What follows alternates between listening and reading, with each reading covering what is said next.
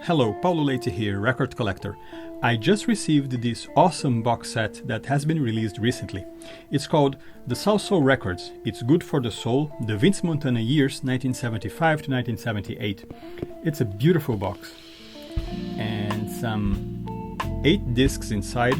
It's a great buy if you enjoy disco and those amazing orchestras that existed during that era. I'm gonna try to open this. So the Salsoul Orchestra was the backing band consisting of session musicians for many acts on the New York City-based label Salsoul Records. Under the name Salsoul Orchestra, they recorded several hit singles and albums between 1975 and 1982. Now I'm trying to get this carefully open.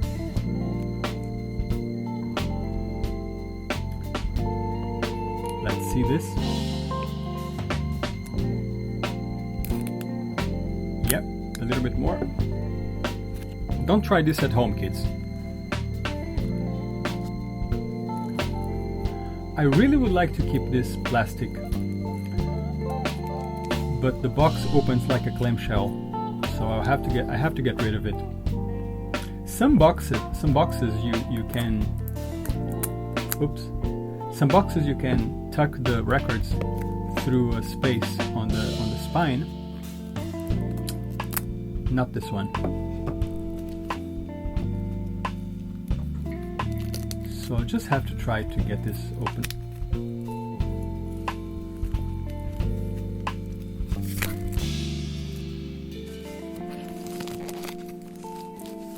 So the orchestra was formed in 1974, the year I was born, and disbanded in 1982.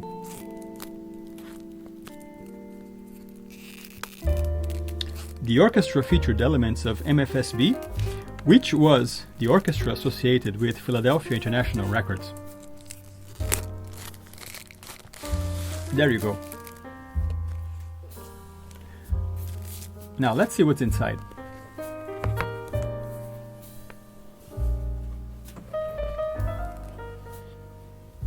Wow. Oh, this is a nice booklet. Beautifully produced. So the Salsoul Orchestra included around 50 members, and it was created and masterminded for Salsoul Records by Philadelphia musician Vincent Montana Jr. Montana wrote, arranged, conducted, produced, and played on all of the orchestra's tracks until 1978, when I think he left the label. Those are gorgeous images. I'm going to read this. Beautiful booklet, incredibly well produced.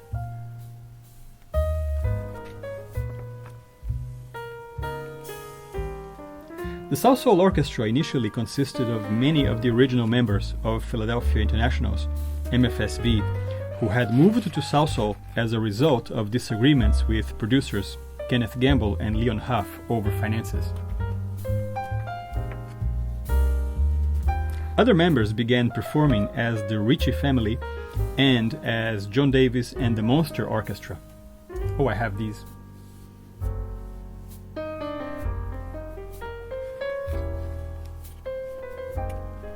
Many large disco orchestras became very popular at around the same time, including Philadelphia Records MFSB. Oh, that's Charo.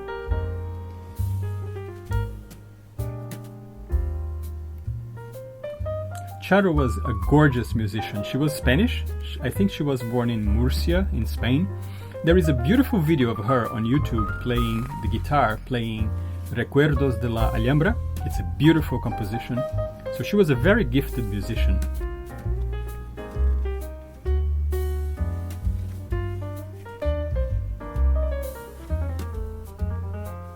Some of the Salsoul musicians, because they were session musicians, they still continue to record with MFSB. I think this was their last album.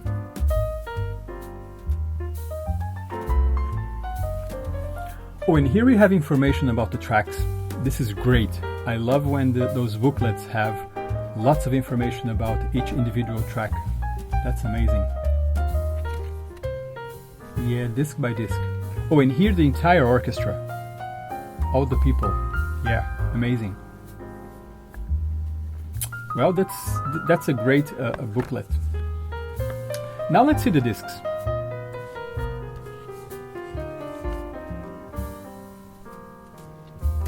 So the fact that they continue to play on MFSB means that there were similarities between both orchestras, but there were also big differences.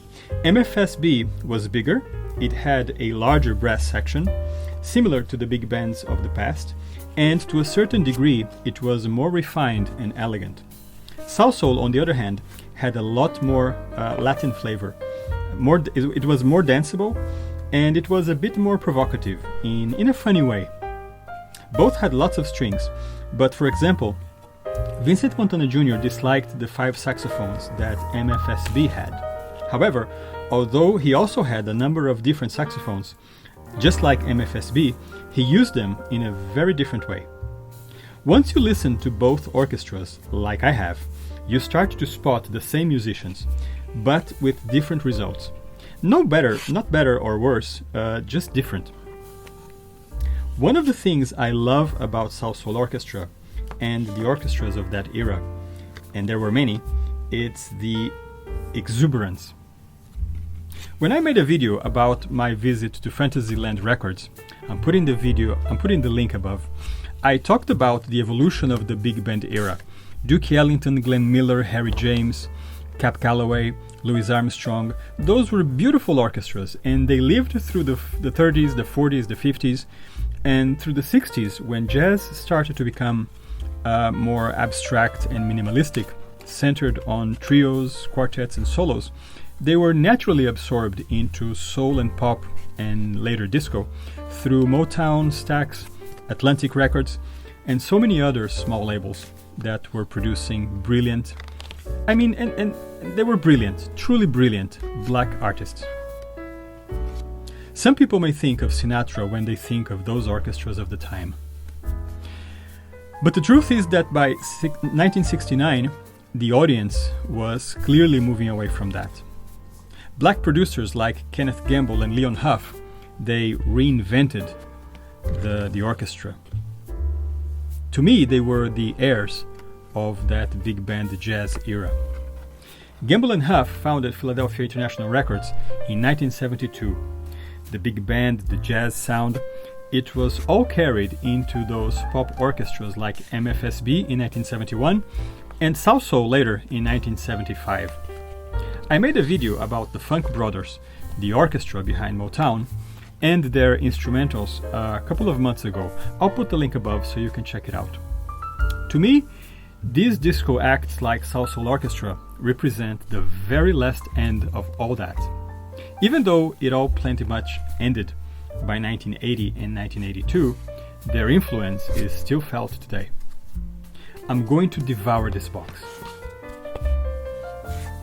I'm going to listen to it and punish my neighbors with those violins, violas, cello, basses, guitars, marimbas, drums, trumpets, trombones, French horns, and everything. I'm going to use every watt in my amps. Someone's gonna go deaf or dance a little bit closer. I'm such a happy boy today.